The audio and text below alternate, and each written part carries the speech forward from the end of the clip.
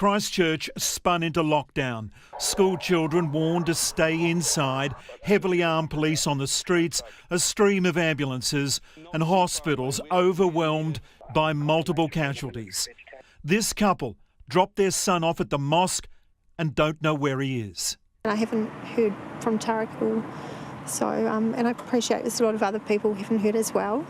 So I don't know, it's just very difficult. Christchurch felt like a war zone. The first shooting took place at the Al Noor Mosque on Deans Avenue before a second shooting at the Linwood Mosque on Linwood Avenue.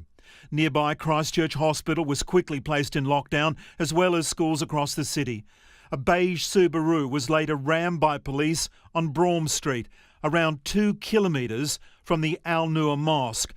Tonight all mosques have been told to shut their doors. Supermarkets are closed and services such as Uber have cancelled their operations. I don't expect these kind of things in New Zealand. It fell to the New Zealand Prime Minister Jacinda Ardern to try and reassure the nation.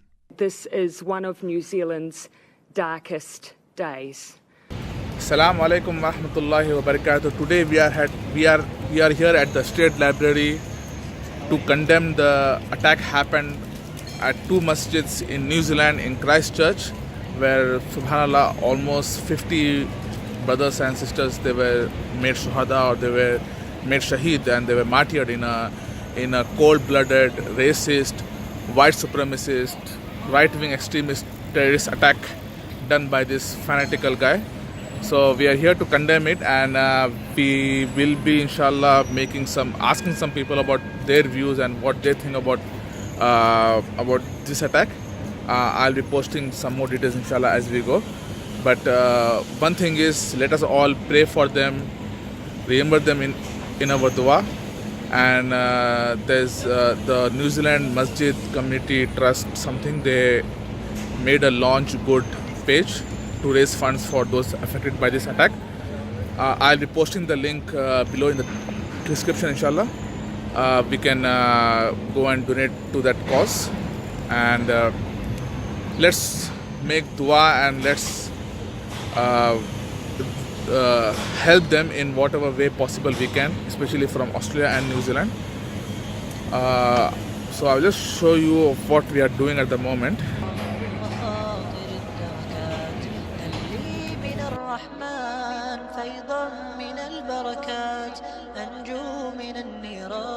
So as you can see, this is the message which we are writing which we wrote on the board. Christchurch terrorist attack, white supremacism, right-wing extremism is terrorism. Terrorism has no religion. So this is the message we wrote on the board, and we'll be asking questions to people, and we'll be engaging them to help spread our message in a more civilized and a positive way, inshallah.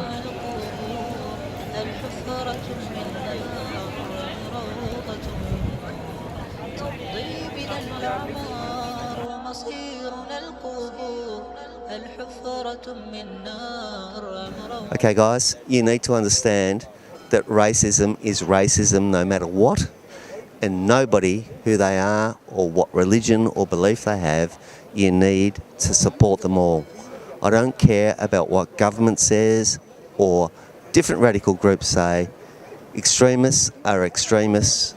Nobody believes in them. Thank you.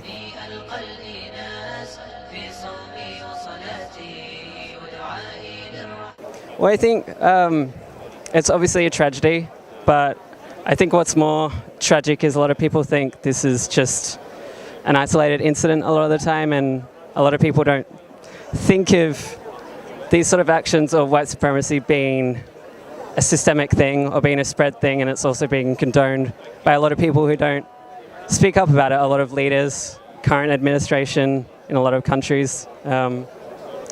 And I think it's a lot about education and visibility, and people are not condoning the small things, because the small things go into bigger things like this.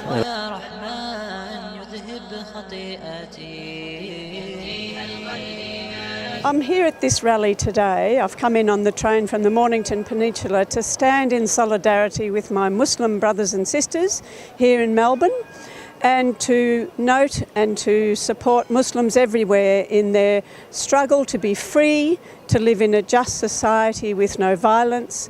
I'm particularly noting the terrible, tragic deaths of so many faithful Muslims in Christchurch who went to pray for Friday, their prayer day, and were slaughtered by these extreme right-wing terrorists. I stand in solidarity today.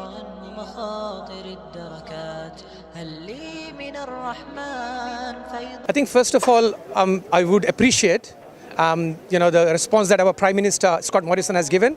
He has called it out for what it is, an act of terrorism. That is the step one. But what I feel is the words by itself are not going to be satisfactory. This is step one. You need to put words into action. I haven't heard of any raids on the house of the Australian terrorists who have attacked the mosque in New Zealand. It's a group of at least 3 people who are currently being held responsible for the attack. They are all Australian. I haven't heard of the raids at their home. I haven't heard of the information or the intelligence that has been gathered behind their name, their friends and foes. Who have they been communicating? How have they been radicalized? We need a greater response for what has happened. Yes, calling it terrorism was step one, but we want now the action to be seen. Our Prime Minister recently, a couple of months ago, claimed that he is going to be tough on the terrorism that happened on Australian soil. We want to see him to be tough on the white supremacists and right-wing extremists who are committing this act of terrorism. That would be the step one. Obviously, there are other politicians now, the fringe politicians of our society, who are completely despicable, such as Fraser Anning, who has gone out.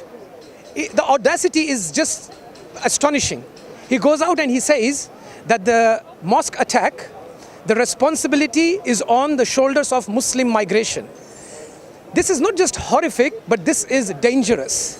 This is exactly the language that has motivated, that has instigated the foot soldiers who have attacked the mosque.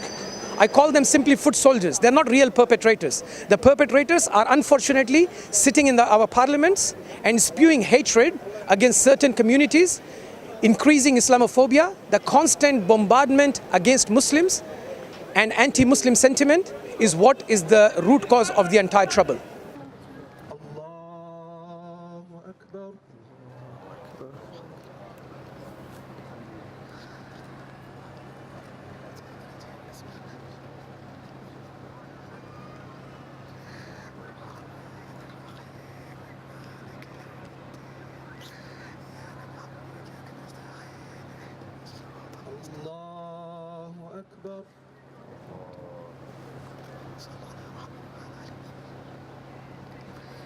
السلام عليكم ورحمة الله. السلام عليكم ورحمة الله. أيها الذين آمنوا استعينوا بالصبر والصلاة إن الله مع الصابرين. ولا تقولوا لمن يقتل في سبيل الله أموات بل أحياء ولكن لا تشعرون. ولنبلونكم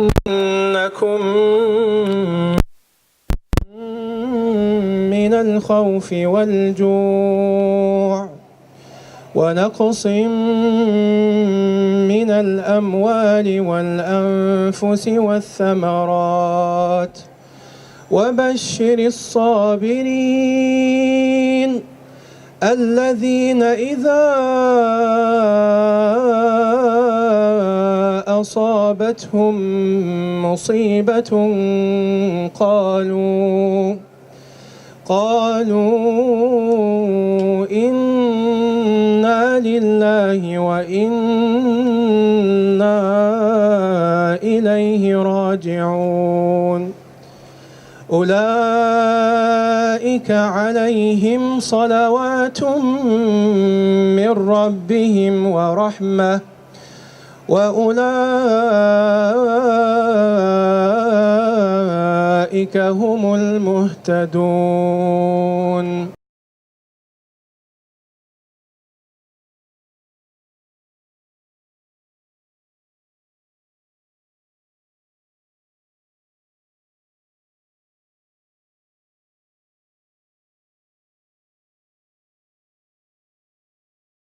Of this tragedy, much of the world is still waking up to news of this attack. But our Foreign Minister Marise Payne was one of the first leaders of the world to respond, tweeting that Australians are appalled by the horrific shooting, and targeting people in a place of worship is abhorrent and an affront to all. Former New Zealand Prime Minister Helen Clark described it as a heinous hate crime. New South Wales Attorney General Mark Speakman had a direct message regarding the full, raw and very graphic video that is circulating on social media, saying, "Don't share it. Don't give the terrorist what he wants." While from the global YouTube account, "Please know that we are working vigilantly to remove any violent footage." New South Wales Premier Gladys Berejiklian has announced that flags on major Sydney landmarks will now be flown at half-mast.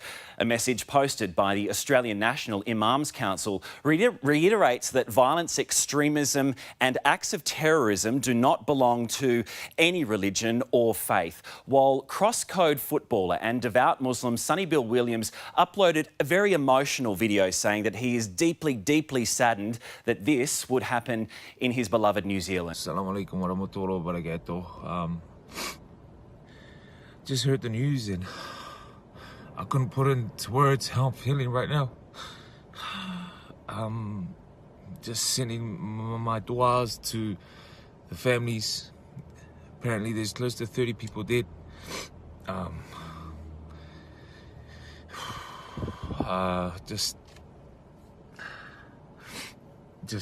Yeah, sending out my du'as, and inshallah, everyone that's been killed today in Christchurch,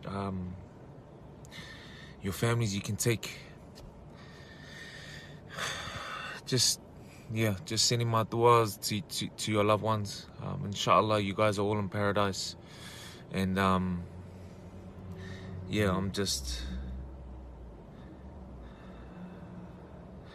deeply, deeply saddened that Tonight, a response from the corporates as well, including Jetstar, the airline, announcing that they have options for anyone who is wishing to change their travel plans in and out of Christchurch. And travellers are being warned to allow extra travel time due to security measures which were now being put into place, while the Department of Foreign Affairs is offering consular assistance for anyone